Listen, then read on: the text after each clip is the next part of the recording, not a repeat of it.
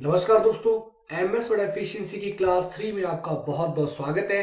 आज की क्लास के अंदर हम लोग पैराग्राफ ग्रुप पार्ट 1 की बात करते हैं। मेरा नाम है पवन और आप देख रहे हैं ईगल्स आई एकेडमी। तो चलिए आज की क्लास स्टार्ट कर लेते हैं। प्रथम पैराग्राफ को सेंटर अलाइन करें। फर्स्ट पैराग्राफ को सिलेक्ट करते हैं और यहां पर जाते हैं पैराग्राफ ग्रुप के अंदर। फोंट ग्रुप के बाद में जो ग्रुप है वो पैराग्राफ ग्रुप आता है। इसको अलाइन कर रहे हैं तो अपने पास में 4 अलाइनमेंट होते हैं। सबसे पहला है लेफ्ट अलाइनमेंट। अगर स्टार्टिंग में आपको ये इमेज देख के पता नहीं चल रहा है कि इस टूल का नाम क्या है, तो आपको क्या करना है, माउस का पॉइंटर उस पे ले जाके छोड़ देना। कंप्यूटर खुद बता देगा कि उस अलाइनमेंट का नाम क्या है। जैसे मैं बीच में लेके जाऊं, बता रहा है सेंटर अलाइनमेंट है। आगे जाते ये बताएगा राइट अलाइनमेंट है और नेक्स्ट जाते तो कहता है जस्टिफाई है। तो ये 4 अलाइनमेंट होते हैं पैराग्राफ के। तो अब यहां से सेट कर सकते हो। ये कह रहा है सेंटर अलाइन करें, तो मैं सेंटर अलाइनमेंट में क्लिक कर देता हूं। फर्स्ट पैराग्राफ सेंटर अलाइनमेंट में सेट हो चुका है। तो टोटल अलाइनमेंट कितने हो गए? 4 अलाइनमेंट हो गए सर। दूसरे पैराग्राफ को राइट अलाइन करें। हम सेकंड पैराग्राफ को सिलेक्ट करते हैं। अब पैराग्राफ ग्रुप की ये खासियत है कि आप क्या कर सकते हो, बिना सेलेक्ट किए हुए भी इस पैराग्राफ के अंदर ये टूल्स अप्लाई कर सकते हो। तो अगर आपको लगता है कि नहीं सेलेक्ट करना जरूरी है तो आप सेलेक्ट करके भी करो और आप बिना सेलेक्ट करके भी कर सकते हो। लेकिन आपको जो सुटेबल लगे उस प्रोसेस को आप यूज में लो, ठीक है। तो सेकंड पैराग्राफ में यूज लेना है राइट अलाइनमेंट। तो मैं सेकंड पैराग्राफ पे क्लिक कर देता हूं और क्लिक करता हूं राइट अलाइनमेंट पे। तो सेकंड पैराग्राफ हो चुका है राइट अलाइन, यानी हम जिस अलाइनमेंट पे क्लिक करते हैं वो अलाइनमेंट उसी पैराग्राफ में क्या हो जाता है, सेट हो जाता है। सेलेक्ट करना क्यों जरूरी नहीं है? क्योंकि ये पैराग्राफ के टूल्स हैं और जिस पैराग्राफ में हमारा कर्सर होता है उस पैराग्राफ में ये ऑटोमेटिकली अप्लाई हो जाते हैं। नेक्स्ट क्वेश्चन है, तीसरे पैराग्राफ को जस्टिफाई करें। थर्ड पैराग्राफ में क्लिक करता हूं और कर देता हूं जस्टिफाई पे क्लिक और ये जस्टिफाई हो जाता है, ठीक है। वापस से क्लिक करता हूं, देखो हट जाता है। तो ध्यान देना है कि जस्टिफाई होने के बाद में आप उसको क्रॉस चेक करो। जस्टिफाई में क्या होगा, ये दोनों तरफ से एकदम सीधा रहेगा। सेंटर अलाइनमेंट में क्या होगा, ये दोनों तरफ से बीच में रहेगा। राइट में क्या होगा, राइट साइड से सीधा रहेगा, लेफ्ट साइड से जिगजैग रहेगा। और लेफ्ट अलाइनमेंट में क्या होगा, लेफ्ट साइड से सीधा रहेगा और राइट साइड से क्या रहेगा, जिगजैग रहेगा। तो ये 4 अलाइनमेंट होते हैं पैराग्राफ के। अगला क्वेश्चन है, प्रथम पैराग्राफ में लाइन स्पेसिंग देनी है 1.5। फर्स्ट पैराग्राफ पे क्लिक कर देते हैं। ये जो 4 अलाइनमेंट है उसके ठीक बाद में दे रखा है लाइन स्पेसिंग।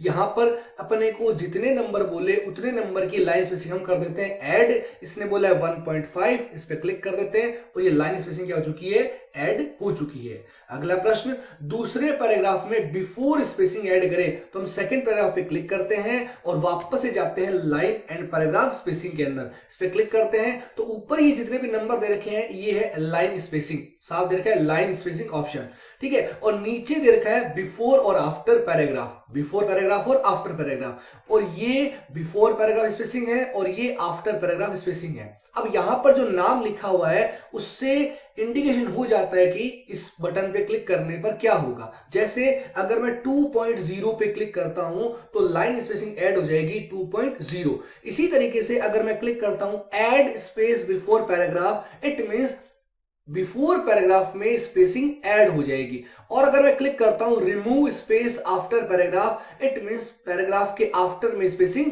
रिमूव हो जाएगी। तो बटन के नाम से पता चल रहा है। तो क्वेश्चन है, दूसरे पैराग्राफ में बिफोर स्पेसिंग ऐड करो। तो आप ऐड स्पेस बिफोर पैराग्राफ पे क्लिक करोगे तो स्पेसिंग ऐड हो जाएगी। इस पैराग्राफ के बिफोर में स्पेसिंग क्या हो चुकी है, ऐड हो चुकी है, ठीक है। अब नेक्स्ट क्वेश्चन है, प्रथम पैराग्राफ में आफ्टर स्पेसिंग ऐड करो। तो मैं फर्स्ट पैराग्राफ पे क्लिक करता हूं और यहां पे जाता हूं वापस से लाइन स्पेसिंग और पैराग्राफ स्पेसिंग में, और यहां पे लिखा हुआ है add space before, add space after paragraph. दोनों जगह ऐड लिखा हुआ है, इट मींस इस पैराग्राफ में ना ही बिफोर स्पेसिंग ऐड हो रखी है ना ही आफ्टर स्पेसिंग ऐड हो रखी है, ठीक है।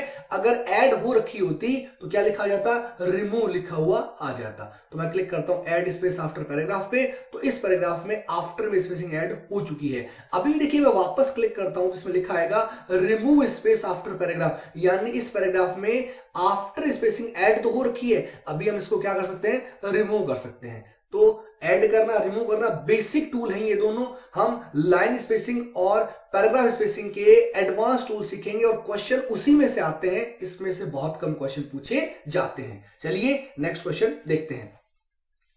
दूसरे पैराग्राफ में बैकग्राउंड कलर ऑरेंज अप्लाई करें, तो हम सेकंड पैराग्राफ पे क्लिक कर देते हैं। कुछ भी सिलेक्ट नहीं करना है, अगर हम सिलेक्ट कर देते हैं तो उतने ही वर्ड में फॉर्मेटिंग यानी कि शेडिंग कलर लग जाता है। बैकग्राउंड कलर को कहते हैं शेडिंग कलर। तो मैं केवल क्लिक करता हूं, है ना, सेलेक्ट नहीं करता हूं। क्लिक करने का मतलब है कर्सर ऑन ऑफ यानी ब्लिंक करता रहेगा। तो सेकंड पैराग्राफ में मेरा कर्सर है, ये कह रहा है दूसरे पैराग्राफ में बैकग्राउंड कलर लगाना है ऑरेंज। तो हम जाते हैं लाइन स्पेसिंग के बाद में आता है बैकग्राउंड कलर जिसे कहते हैं शेडिंग। तो क्वेश्चन शेडिंग का भी बन सकता है। तो मैं इसके पास वाली डॉट पे क्लिक करता हूं और यहां पे दे रखा है स्टैंडर्ड कलर ऑरेंज, है ना। मैंने बताया था प्रीवियस क्लास के अंदर कि स्टैंडर्ड कलर में से आप क्या कर सकते हो, यूज करना है। ऊपर वाले कलर्स पूछे जाते नहीं है, हमें पूछे जाते हैं ये स्टैंडर्ड कलर्स। तो इस पे ऑरेंज कलर उस पे क्लिक कर देते हैं तो आप देखोगे बैकग्राउंड कलर अप्लाई हो चुका है। ठीक है, नेक्स्ट क्वेश्चन है, प्रथम रो में बैकग्राउंड कलर पर्पल अप्लाई करें। रो कहां होती है, टेबल में होती है सर रो। तो फर्स्ट रो को क्या कर लेते हैं, सिलेक्ट कर लेते हैं और इसमें ऐड करते हैं बैकग्राउंड कलर, वो भी कौन सा, पर्पल। तो हम जो शेडिंग कलर है उसके पास वाले डॉट पे क्लिक करते हैं और शेडिंग कलर चूज करते हैं। लास्ट में पर्पल दे रखा है उस पर क्लिक कर देते हैं और पर्पल कलर अप्लाई हो जाता है। ठीक है, तो बैकग्राउंड कलर यानी कि शेडिंग कलर। अगला क्वेश्चन है, तीसरे पैराग्राफ में बॉर्डर सेट करें। तो हम जाते हैं थर्ड पैराग्राफ में, फर्स्ट सेकंड और थर्ड, और इसमें लगा देते हैं बॉर्डर। बॉर्डर लगाने के लिए नेक्स्ट टूल है अपना बॉर्डर टूल, उसके पास वाले डॉट पे क्लिक करते हैं और यहां पे खूब सारे बॉर्डर दे रखे हैं, है ना। तो बॉटम बॉर्डर यानी पैराग्राफ के बॉटम में बॉर्डर नजर आएगा। ये जो पैराग्राफ है उसके बॉटम में बॉर्डर लग जाएगा। देखिए, टॉप यानी पैराग्राफ के टॉप में, लेफ्ट यानी पैराग्राफ के लेफ्ट में, राइट यानी पैराग्राफ के राइट में, नो यानी अगर कोई बॉर्डर लगा रखा है तो उसको क्या करना हो, हटाना हो, तो हम क्या करते हैं, नो बॉर्डर पे अप्लाई करते हैं। ऑल बॉर्डर होता है अपनी टेबल के लिए। किसके लिए होता है, टेबल के लिए। अगर टेबल में बॉर्डर लगाने के लिए बोल दिया जाए, क्वेश्चन आ जाता है कि टेबल में बॉर्डर अप्लाई करो, तो आप ऑल बॉर्डर अप्लाई करते हो। आउटसाइड बॉर्डर होता है पैराग्राफ का, क्योंकि पैराग्राफ के बीच में लाइंस नहीं खींची जा सकती पैराग्राफ के, तो केवल आउटसाइड में ही लाइंस खींची जाती है। तो पैराग्राफ में अगर कभी भी बॉर्डर लगाने का क्वेश्चन बनता है तो आप लगाओगे आउटसाइड बॉर्डर। ठीक है, जैसे मैं ऑल बॉर्डर पे क्लिक कर देता हूं, आप कहोगे सर ऑल बॉर्डर लग गया, लेकिन जब आप वापस जाते हो टूल के अंदर तो आप देखोगे ऑल बॉर्डर पे ऑन नहीं है, ये तो आउटसाइड बॉर्डर पे ऑटोमेटिकली सेट हो रखा है। ठीक है, तो ये ध्यान देना है अपने को कि जब भी टेबल की बात आए तब तो आप क्या कौन सा बॉर्डर लगाओगे, ऑल बॉर्डर। जैसे मैं इस टेबल को सिलेक्ट कर लेता हूं और हम जाके चेक करते हैं, इसमें ऑल बॉर्डर लगा हुआ है। कौन सा border, all border. All border में सब कुछ आ गया, इनसाइड आउटसाइड टोटल बॉर्डर आ गए। लेकिन जब हम पैराग्राफ की बात करते हैं तो हमें केवल बॉर्डर यूज करना है, कौन सा, आउटसाइड बॉर्डर। तो आप देखोगे इस बॉर्डर में आउटसाइड बॉर्डर लग चुका है, इसमें इनसाइड और outside, sorry inside horizontal vertical ये बॉर्डर अप्लाई नहीं हुए हैं। तो आउटसाइड बॉर्डर होता है पैराग्राफ का बॉर्डर। चलिए नेक्स्ट क्वेश्चन देखिए, जो क्वेश्चन बोला है उस बटन पे बस क्लिक करना है, उस टूल पे क्लिक करना है, क्वेश्चन सॉल्व हो जाएगा। जैसे इसी क्वेश्चन में अपने को पूछ लिया जाए कि ये जो थर्ड पैराग्राफ है इसका टॉप बॉर्डर रिमूव करें, तो हमें छोटी डॉट पे जाना है और केवल टॉप बॉर्डर पे क्लिक करना है। टॉप बॉर्डर क्या हो जाएगा, रिमूव हो जाता है। और हमें बोल दे कि इस पैराग्राफ से बॉर्डर ही रिमूव करना है, तो आपको जाना है और क्लिक करना है नो बॉर्डर पे, बॉर्डर पूरा का पूरा रिमूव हो जाएगा। अभी बोला है इस पैराग्राफ में बॉर्डर अप्लाई करें, तो आपको छोटी वाली डॉट पे क्लिक करना है बॉर्डर के, और यहां पे आउटसाइड बॉर्डर पे क्लिक कर देना, जिससे कि इस पैराग्राफ में बॉर्डर अप्लाई हो जाता है। नेक्स्ट क्वेश्चन है, प्रथम पैराग्राफ में लेफ्ट व राइट बॉर्डर सेट करें। तो हम फर्स्ट पैराग्राफ में जाते हैं, छोटी सी डॉट पे क्लिक करते हैं बॉर्डर वाली, और एक बार लेफ्ट बॉर्डर पे क्लिक कर देते हैं, वापस छोटी डॉट पे जाते हैं और एक बार राइट बॉर्डर पे क्लिक कर देते हैं। तो क्वेश्चन के अनुसार फर्स्ट पैराग्राफ में लेफ्ट और राइट बॉर्डर क्या हो चुका है, सेट हो चुका है। ठीक है, तो ये बॉर्डर वाले क्वेश्चन हुए। आगे जब हम टेबल करेंगे तो इसके जो एडवांस टूल हैं बॉर्डर के, वो भी अपन सीख लेंगे टेबल वाले ग्रुप के अंदर। अब क्वेश्चन है, डॉक्यूमेंट के अंत में एक हॉरिजॉन्टल लाइन ऐड करें। तो हम जाते हैं डॉक्यूमेंट के लास्ट में, बीच में अगर हम क्या करते हैं, हॉरिजॉन्टल लाइन ऐड कर देते हैं, तो दिक्कत क्या होती है कि हॉरिजॉन्टल लाइन ऐड करने से एक पैराग्राफ बन जाता है। क्या बन जाता है, पैराग्राफ। इसलिए बीच में इसका क्वेश्चन बनता नहीं है। अभी मैं आपको करके बता देता हूं कि उससे क्या दिक्कत आती है। जैसे अभी मैं इन दोनों पैराग्राफ को सिलेक्ट करके यहाँ पे नंबर लगा रहा हूँ, ये बुलेट नंबर है ना, इस पर क्लिक करता हूँ तो आ रहा है 1 और 2। मैं इसको हटा देता हूँ और फर्स्ट पैराग्राफ के लास्ट में एक हॉरिजॉन्टल लाइन जो कि बॉर्डर ऑप्शन के अंदर ही है, बॉर्डर ऑप्शन में साफ दे रखा है हॉरिजॉन्टल लाइन, इस पर क्लिक करते हैं तो एक लाइन बीच में क्या हो जाती है, ऐड हो जाती है। अब मैं वापस से क्या करता हूँ, इनको सिलेक्ट करता हूँ और वापस इनमें नंबरिंग लगाता हूँ, तो आप देखोगे इस हॉरिजॉन्टल लाइन को इसने क्या दे दिया, एक नंबर दे दिया। इसलिए क्वेश्चन के बीच में कभी भी हॉरिजॉन्टल लाइन ऐड नहीं करवाई जाती है। ठीक है, तो क्वेश्चन इसका बन सकता है कि डॉक्यूमेंट के अंत में एक हॉरिजॉन्टल लाइन ऐड करो, तो उससे क्या होगा कि ऊपर वाले पैराग्राफ पे कोई दिक्कत नहीं रहेगी। अदरवाइज तो क्या होगा कि जैसे क्वेश्चन था थर्ड पैराग्राफ में बॉर्डर अप्लाई करो, और अगर हम हॉरिजॉन्टल लाइन यहाँ पे ऐड कर देते हैं तो कंप्यूटर क्या मानेगा, पहला पैराग्राफ इसको, फिर सेकंड पैराग्राफ उस लाइन को, और थर्ड पैराग्राफ हो जाएगा ये, फिर क्वेश्चन सही नहीं होंगे। तो इसका ध्यान रखना है। अगला क्वेश्चन अपन देख लेते हैं, हॉरिजॉन्टल लाइन कैसे ऐड करते हैं। हम जाते हैं बॉर्डर की डॉट पे और डायरेक्ट क्लिक करना है हॉरिजॉन्टल लाइन पे, और वो लाइन क्या हो जाती है, ऐड हो जाती है। इसको रिमूव करना हो तो ये जो लाइन के अपन ने ऐड की है उस लाइन के ऊपर, ऊपर नीचे ऐसे ऊपर नहीं, इस लाइन पर ही क्या करना है, टच करना है, क्लिक करना है, तो ये सिलेक्ट हो जाता है। और कीबोर्ड से आपको बैक स्पेस की प्रेस करनी है या डिलीट की प्रेस करनी है। डिलीट की वहां पे डिसेबल रहती है, इसलिए मैं बता रहा हूं आपको बैक स्पेस बटन प्रेस करना है, जिससे वो लाइन क्या हो जाएगी, रिमूव हो जाती है। तो हॉरिजॉन्टल लाइन ऐड करना और रिमूव करना। नेक्स्ट क्वेश्चन है, प्रथम एवं तीसरे पैराग्राफ में बुलेट लिस्ट अप्लाई करें। बोला है फर्स्ट पैराग्राफ में, फर्स्ट पैराग्राफ पे क्लिक कर देते हैं, alignment, line spacing, shading, border, border के बाद वापस ऊपर आ जाते हैं, बुलेट लिस्ट है ना। इस बुलेट लिस्ट में खूब सारे बुलेट्स हैं। मैं बुलेट पे क्लिक करता हूं, फर्स्ट पैराग्राफ में बुलेट अप्लाई हो चुकी है। मैं थर्ड पैराग्राफ पे क्लिक करता हूं और वापस से बुलेट पे क्लिक कर देता हूं, और ये बुलेट लिस्ट अप्लाई हो जाती है फर्स्ट और थर्ड पैराग्राफ के अंदर। ठीक है, अब अगर मैं बुलेट की डिजाइन चेंज करना चाहूं तो क्वेश्चन पेपर में उस बुलेट की डिजाइन भी दी जाएगी, वरना तो हम कैसे आइडेंटिफाई करेंगे। तो हम इस छोटी सी डॉट पे क्लिक करते हैं, यहां पे बुलेट की अलग अलग डिजाइन दे रखी है। तो अगर क्वेश्चन पेपर में ऐसी कोई अलग से डिजाइन दी जाती है तो आप उस पर क्लिक करके वो डिजाइन अप्लाई भी कर सकते हैं। ठीक है, बढ़ते हैं नेक्स्ट क्वेश्चन में। क्वेश्चन नंबर 13, दूसरे एवं फोर्थ पैराग्राफ में नंबर लिस्ट अप्लाई करें। तो हम क्या करते हैं, दूसरे पैराग्राफ पे क्लिक करते हैं और नंबरिंग लिस्ट पे क्लिक कर देते हैं। ये दूसरे पैराग्राफ में नंबर लिस्ट अप्लाई हो चुकी है। फिर हम करते हैं फोर्थ पैराग्राफ पे क्लिक और वापस से नंबर स्लाइड पे क्लिक कर देते हैं, तो वहां पर नंबर स्लाइड अप्लाई हो चुकी है। ठीक है, आगे जो क्वेश्चन है सेम ही है, अपने को क्या करना है, जैसे बुलेट अप्लाई करी थी वैसे हम नंबर अप्लाई कर सकते हैं। अब नंबर लिस्ट को थोड़ा सा समझते हैं हम लोग। ठीक है, हम नंबर लिस्ट के पास वाले डॉट पे क्लिक करते हैं, तो यहाँ पे खूब सारी नंबर की स्टाइल दे रखी है ना। ये तो नॉर्मल नंबर हो गए, क्या हो गया, नॉर्मल नंबर हो गया। ये नंबर देखिए, नंबर विद डॉट है, नंबर विद डॉट है, इसके पीछे dot dot dot dot with लगा हुआ है, तो हम इसको भी अप्लाई कर सकते हैं। ये नंबर विद ब्रैकेट है, ध्यान से सुनना इनके नाम, नंबर विद ब्रैकेट है, तो आप इनको भी यूज कर सकते हो।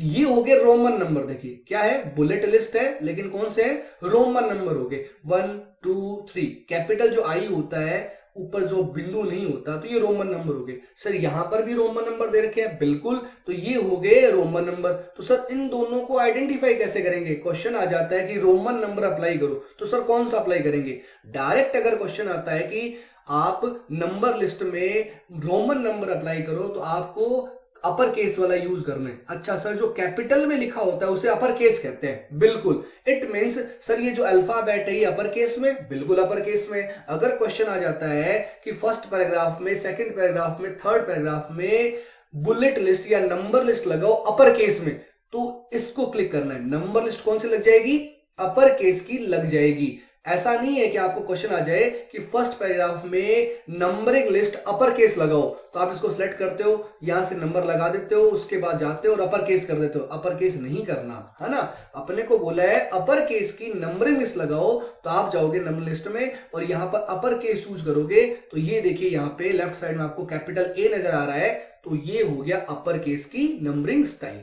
आगे बढ़ते हैं, ये नंबरिंग स्टाइल है, number with bracket, sorry sir number with bracket तो ऊपर वाला है, ये अल्फाबेट विद ब्रैकेट है, बिल्कुल करेक्ट है, ये अल्फाबेट विद ब्रैकेट है। आगे बढ़ते हैं, सर ये भी अल्फाबेट है, तो ये कौन सा हो गया, सर ये लोअर केस हो गया, बिल्कुल। ये अपर केस, ये लोअर केस, ये रोमन का अपर केस, ये रोमन का लोअर केस। तो अपर केस मतलब कैपिटल होता है, लोअर केस मतलब स्मॉल लेटर होता है। तो Roman upper case, Roman lower case, ये कौन सा हो गया, अपर केस अल्फाबेट, ये हो गया अल्फाबेट का लोअर केस। ये डायरेक्ट भी बोल सकता है कि फर्स्ट पैराग्राफ में नंबरिंग लिस्ट, कौन से list, numbering list upper case लगाएं, तो ये है नंबरिंग लिस्ट अपर केस और ये है लोअर केस, ये अल्फाबेट विद ब्रैकेट, ये नंबर विद ब्रैकेट। चलिए आई होप आपको ये सब चीजें क्लियर हो गई होगी। तो नंबर लिस्ट अप्लाई कर दी। उसके बाद में क्वेश्चन है डॉक्यूमेंट में अंत में दी गई लिस्ट को मल्टी लेवल लिस्ट में बदलें। अब देखिए पहले मैंने आपको ऐड करना सिखाया, तो मैं आपको फर्स्ट क्लास से बता रहा हूं कि जिस तरीके से आप बुलेट या नंबर या कोई भी टूल अप्लाई करते हो उसी तरीके से उसको रिमूव किया जा सकता है। जैसे मान लीजिए इस क्वेश्चन में ये जो बुलेट इसको रिमूव करने के लिए बताए, तो लगाया कैसे था सर, हमने बुलेट पे क्लिक कर दिया था, तो बुलेट पे क्लिक करने से रिमूव भी हो जाएगा, क्लिक करने से अप्लाई होता है तो क्लिक करने से रिमूव भी हो जाता है। तो ये भी क्लियर हुआ। अब है मल्टी लेवल लिस्ट, ठीक है। तो मल्टी लेवल लिस्ट से पहले मैं आपको ये दो टूल क्लियर कर देता हूं, ठीक है। तो मैं जाता हूं इस पैराग्राफ के अंदर। इस पैराग्राफ में देखिए दो टूल है। पहला तो है डिक्रीज इंडेंट, फिर है इंक्रीज इंडेंट। सर हमने प्रीवियस क्लास के अंदर भी दो नाम सुने थे, इंक्रीज और डिक्रीज। हाँ, वो इंक्रीज फोंट था और डिक्रीज फोंट था। इंक्रीज फोंट और डिक्रीज फोंट से फोंट का साइज, यानी अभी जो 11 है वो 12, 13, 14 साइज बढ़ेगा। और ये जो इंक्रीज और डिक्रीज है, इससे इसका क्या होगा, इंडेंट बढ़ेगा। क्या बढ़ेगा, इंडेंट। और इंडेंट भी केवल लेफ्ट साइड से ही बढ़ेगा, राइट साइड से कोई फर्क नहीं पड़ता। करके देखते हैं। क्वेश्चन है कि ये जो लास्ट पैराग्राफ है इसमें 4 लेवल इंक्रीज इंडेंट करें। अपने को पॉइंट्स नहीं बोले, 4 लेवल बोले। तो जैसे लेवल की बात आती है तो हम इंक्रीज डिक्रीज फोंट पे क्लिक करते हैं, वैसे ही अगर इंडेंट में लेवल की बात आ जाए तो हम इंक्रीज और डिक्रीज पे क्लिक करते हैं। तो मैं इंक्रीज करता हूं 1 2 3 4, तो ये 4 लेवल क्या हो चुका है, इंक्रीज इंडेंट हो चुका है। क्या हो चुका है, इंक्रीज इंडेंट, वो भी किस तरफ से, लेफ्ट साइड से। और डिक्रीज डिक्रीज तभी होगा जब इंक्रीज कर रखा है, हमने कितना कर रखा है, 4 लेवल, तो 4 लेवल पे वापस डिक्रीज करते हैं 1 2 3 4, और ये वापस से अपनी जगह पे आ चुका है। अच्छा सर, इसका मतलब ये जो इंक्रीज इंडेंट और डिक्रीज इंडेंट है, ये पैराग्राफ को लेफ्ट साइड से दूर लेके जाता है, लेफ्ट मार्जिन से दूर लेके जाता है और लेफ्ट मार्जिन के पास लेके आता है। इंक्रीज पे क्लिक करने पर ये लेफ्ट मार्जिन से दूर और डिक्रीज पे क्लिक करने पर लेफ्ट मार्जिन के पास आता है। इनका नाम क्या है, इंक्रीज इंडेंट और डिक्रीज इंडेंट, ठीक है। तो अपने को क्वेश्चन बोला है कि डॉक्यूमेंट के अंत में दी गई लिस्ट को मल्टी लेवल लिस्ट में सेट करें। तो हम क्या करते हैं, डॉक्यूमेंट के अंत में जो लिस्ट देखी उसको सिलेक्ट कर लेते हैं। हाफ लिस्ट ऊपर है, हाफ लिस्ट नीचे, एक साथ कैसे सिलेक्ट करते हैं, इंडिया के पास में क्लिक कर दिया, शिफ्ट बटन को दबा के रखा और इशार के लास्ट पे क्लिक कर दिया। ये पूरा का पूरा जो लिस्ट है वो क्या हो चुकी है, सिलेक्ट हो चुकी है। हमने सीखा बुलेट, हमने सीखा नंबर, उसके बाद में मल्टी लेवल लिस्ट। बढ़िया तरीके से सीखने के लिए हम क्या करते हैं, ये जो बुलेट लिस्ट है इसके स्टाइल को यूज ले लेते हैं। कोई भी यूज ले सकते हैं हम, लेकिन समझने के लिए इसको सिलेक्ट कर लेते हैं। सिलेक्ट करते ही देखिए सब में बुलेट्स लग चुकी है। हमने यूज तो किया था मल्टी लेवल, लेकिन ऑटोमेटिकली कहां पे आ गया, बुलेट्स पे ही आ गया। अगर हम नंबर यूज करते हैं तो नंबर पे आ जाता। अब हमें इसको मल्टी लेवल में सेट करना है, तो मैं राजस्थान पे क्लिक करता हूं और ये इंडिया के अंदर है, तो मैं एक लेवल इंक्रीज कर देता हूं। हाँ सर, इंक्रीज करने से ये लेफ्ट मार्जिन से दूर लेके जाएगा। क्लिक किया, ये देखिए इंडिया के अंदर राजस्थान, और जयपुर राजस्थान के अंदर तो मैं 2 बार क्लिक करता हूं, 1 2 3। अरे सर 2 बार करना था, गलती से हो गया, तो वापस से डिक्रीज पे क्लिक करते हैं तो वापस से ये सेट हो जाता है। बीकानेर और जयपुर सेम सिटी है, तो हम क्या करते हैं, इसको जयपुर के बराबर कर देते हैं। कोटा भी बीकानेर के बराबर कर देते हैं, ये लीजिए कोटा। पंजाब क्या है, राजस्थान के इक्वल है, स्टेट है, तो हम इसको इक्वल कर देते हैं। अमृतसर हम लेके जाते हैं आगे सिटी की तरह, हरियाणा पंजाब की तरह लेके जाते हैं एक बार, और हिसार हरियाणा के अंदर है तो 1 2। इस तरीके से हम क्या कर सकते हैं, इसको मल्टी लेवल में सेट कर सकते हैं। क्वेश्चन इसका क्यों नहीं बनता, प्रॉब्लम ये है कि अगर हमें इस लिस्ट का नॉलेज होगा तब तो हम इसको मल्टी लेवल में सेट कर पाएंगे, इसके अलग अलग लेवल बना पाएंगे। लेकिन अगर हमें इस लिस्ट का नॉलेज ही नहीं होगा तो हम इसको किस तरीके से सेट करेंगे, ये प्रॉब्लम बन जाती है। इसलिए इसके क्वेश्चन बनते नहीं है। फिर भी मैंने आपको बता दिया बुलेट लिस्ट, नंबर लिस्ट और मल्टी लेवल लिस्ट। चलिए आगे क्वेश्चन है, पांचवें पैराग्राफ की नंबर लिस्ट को बुलेट लिस्ट में बदले। तो हम देखते हैं फिफ्थ पैराग्राफ, अपना फर्स्ट सेकंड थर्ड, फिर ये फोर्थ और ये फिफ्थ। अच्छा, फिफ्थ पैराग्राफ में नंबरिंग लिस्ट रखी है, कह रहा है इसको बुलेट लिस्ट में बदलना है। तो इस पैराग्राफ पे क्लिक करना है और डायरेक्ट बुलेट पे क्लिक कर दो, नंबर का क्या बन जाएगा, बुलेट बन जाता है। और नंबर को बुलेट बनाना हो तो क्लिक करो बुलेट पे, और बुलेट को नंबर बनाना हो तो क्लिक कर दो नंबर पे, तो बन जाता है। तो इस तरीके से आप चेंज कर सकते हो, बहुत सिंपल, बहुत आसान। क्वेश्चन नंबर 16, पांचवें पैराग्राफ में एक लेवल इंक्रीज इंडेंट करें। हम जाते हैं फिफ्थ पैराग्राफ में और यहां पे देखते हैं फर्स्ट सेकंड थर्ड, ये फोर्थ, ये फिफ्थ। फिफ्थ पैराग्राफ थोड़ा सा पीछे, तो हम इसको एक लेवल इंक्रीज करते हैं। इंक्रीज इंडेंट अभी बताया था सर आपने, इंक्रीज इंडेंट करने से वो लेफ्ट मार्जिन से दूर जाता है और डिक्रीज करने से पास आता है। देखते हैं, पांचवें पैराग्राफ में एक लेवल इंक्रीज इंडेंट करें, सिक्स्थ पैराग्राफ में दो लेवल डिक्रीज इंडेंट करें। ये सिक्स्थ पैराग्राफ, इस पे क्लिक करते हैं। एक बार क्लिक किया मैंने, एक लेवल हो गया, दो बार क्लिक किया मैंने, दो लेवल हो गया, है ना। इसका मतलब इसमें दो लेवल पहले से क्या था, इंक्रीज इंडेंट था। मैं एक बार और क्लिक करता हूं, सर अब ये तो आगे जा ही नहीं रहा, कहां जाएगा, इसके पास में अभी स्पेस बचा ही नहीं है। ये दो लेवल इंक्रीज हो रखा था, इसीलिए ये दो लेवल क्या हो गया, डिक्रीज हो गया। तो डिक्रीज करने से पहले हमें इंक्रीज करना पड़ेगा। सर एग्जाम में क्वेश्चन आएगा, तो एग्जाम में क्वेश्चन आएगा मेरे भाई, तो वो आपको इंक्रीज करके देगा पहले, तभी तो डिक्रीज करवाएगा। जैसे मान लो वो बोल दे फर्स्ट पैराग्राफ से बोल्ड हटाएं, तो आपको सेलेक्ट करना है और बोल्ड पे क्लिक कर देना है, बोल्ड हट गया। अब क्वेश्चन आ जाए सेकंड पैराग्राफ से बोल्ड हटाएं, तो बोल्ड तो है ही नहीं, इसको हटाओगे कैसे, है ना। तो क्वेश्चन बनाने वाला पहले क्वेश्चन को सेट करेगा, तभी तो क्वेश्चन देगा वो।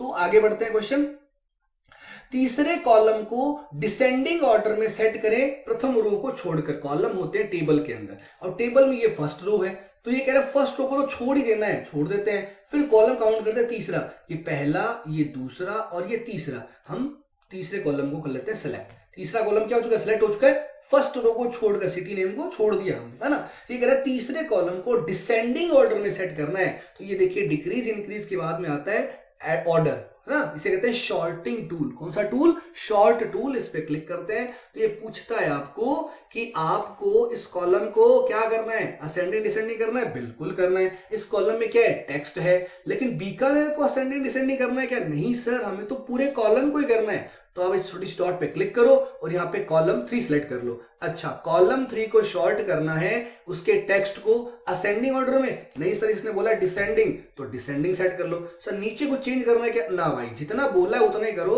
आपको अपने को देन वाई करना हो तब करेंगे, ये मैं आपको सिखाऊंगा आगे एडवांस में। तो कॉलम 3 पैराग्राफ टेक्स्ट को डिसेंडिंग ऑर्डर सेट कर देते हैं, ओके कर देते हैं, तो आप देखोगे ये ऑटोमेटिकली डिसेंडिंग ऑर्डर, है ना, Z2A असाइन हो चुका है, Z2A, है ना, P आ गया है ना, A नीचे है, उसके बाद में बढ़ते क्रम में ऊपर की तरफ जा रहा है। और ये देखिए नंबरिंग में इसकी क्या होगी, चेंज हो गई। अरे सर ये तो गड़बड़ हो गया, हमने तो केवल इस कॉलम को क्या किया था, चेंज किया था, और इसने तो सारा डेटा ही क्या कर दिया, चेंज कर दिया। होना चाहिए कि नहीं होना चाहिए, होना चाहिए। क्यों होना चाहिए, देखिए मान लीजिए यहां पर सबके नाम लिखे हुए और यहां पर सबके पापा के नाम लिखे, फादर्स नेम लिखे हुए, और अगर मैं क्या करूं, इस कॉलम को असेंडिंग डिसेंडिंग में सेट करूं और केवल यही कॉलम चेंज हो, बाकी को चेंज ना हो, तो सबके फादर क्या हो जाएंगे, चेंज हो जाएंगे, है ना। अगर ये चेंज नहीं होंगे, ये एज इट इज पड़े रहेंगे, और फादर अगर ऊपर से नीचे ऑर्डर में सेट हो गए, तो सबके फादर चेंज हो जाएंगे। तो हम क्या करते हैं कि एक कॉलम को शॉर्ट करते हैं, तो बाकी सारे कॉलम का डेटा ऑटोमेटिकली सेट हो जाता है, क्योंकि गर्वित की सिटी है पणजी और उसका अमाउंट है 1700 रुपीज, 1700 रुपए, और उसका नंबर है 7, तो ये ऑटोमेटिकली चेंज होना ही चाहिए। ठीक है, मैं कंट्रोल Z करता हूं एक बार, आप देखोगे हेमंत बीकानेर में है, विनोद अलवर में है, ठीक है, और ये गर्वित है वो पणजी में। अब हम इसको क्या कर देते हैं, शॉर्ट कर देते हैं। बीकानेर नहीं सर, कॉलम 3 को शॉर्ट कर दो, टेक्स्ट को डिसेंडिंग ऑर्डर में, ओके। ये देखिए गर्वित पणजी के अंदर ही है, हेमंत बीकानेर में था, जो कि बीकानेर में ही है, ठीक है। तो ये अपन क्या कर सकते हैं, इसको शॉर्ट कर सकते हैं असेंडिंग और डिसेंडिंग ऑर्डर में। अगला क्वेश्चन 19, चतुर्थ पैराग्राफ के हाईलाइट कलर को रिमूव करें। हम फोर्थ पैराग्राफ सेलेक्ट करते हैं 1 2 3 और डायरेक्ट ही हाईलाइट पे क्लिक कर देते हैं। हाईलाइट क्या हो जाता है, रिमूव। अरे सर ये तो रिमूव नहीं हुआ तो हम क्या करते हैं 1 2 3 हम पास वाले डॉट पे क्लिक करते हैं, एक बार और क्लिक करके देखते हैं, सर रिमूव हो गया। सर एक बार में रिमूव क्यों नहीं हुआ? हो सकता है कि यहां पर कोई कलर दूसरा लगा हुआ हो, या फिर आप ध्यान से देखते हो तो अभी मैं इसको सिलेक्ट कर रहा हूं ना, तो ये 2 हाईलाइट नहीं है। मैं हाईलाइट पे क्लिक करता हूं तो ये पहले इस 2 को हाईलाइट कर रहा है ना। तो सर इसका सॉल्यूशन क्या है? अगर आप एक बार में ही हाईलाइट हटाना चाहते हो तो इसको सेलेक्ट करो और इसके पास वाले डॉट पे क्लिक करो हाईलाइट की, और नीचे लिखा है नो कलर, और वो हट जाता है। सर एक बार में ना हो तो भाई 2 बार में करो, 3 बार में करो। अगर हटाना है तो बस हटाना है, ठीक है। सेम बैकग्राउंड कलर है, इस पे क्लिक करना है, शेडिंग में जाना है और नो कलर पे क्लिक करने से बैकग्राउंड कलर क्या हो जाता है, रिमूव हो जाता है। अगला क्वेश्चन, प्रथम पैराग्राफ से अंडरलाइन व बोल्ड इफेक्ट को रिमूव करो। तो फर्स्ट पैराग्राफ को सिलेक्ट करते हैं। सर सेलेक्ट करना है बिल्कुल फॉन्ट का कोई भी टूल हो उसको सेलेक्ट करके करना है। बोल्ड हटाना है और ये कह रहे अंडरलाइन भी हटाना है। तो मैंने एक बार बी पे क्लिक कर दिया, एक बार यू पे क्लिक कर दिया। बोल्ड और अंडरलाइन इफेक्ट क्या हो चुका है, रिमूव हो चुका है। तो इस तरीके से अपने 20 क्वेश्चंस हो चुके हैं। कल की क्लास के अंदर हम लोग पैराग्राफ के डायलॉग बॉक्स के क्वेश्चन भी सॉल्व करेंगे। तो आई होप आपको ये सब चीजें समझ में आई होगी। मिलते हैं नेक्स्ट क्लास में आपके उज्जवल भविष्य की कामना के साथ में। Thank you so much friends.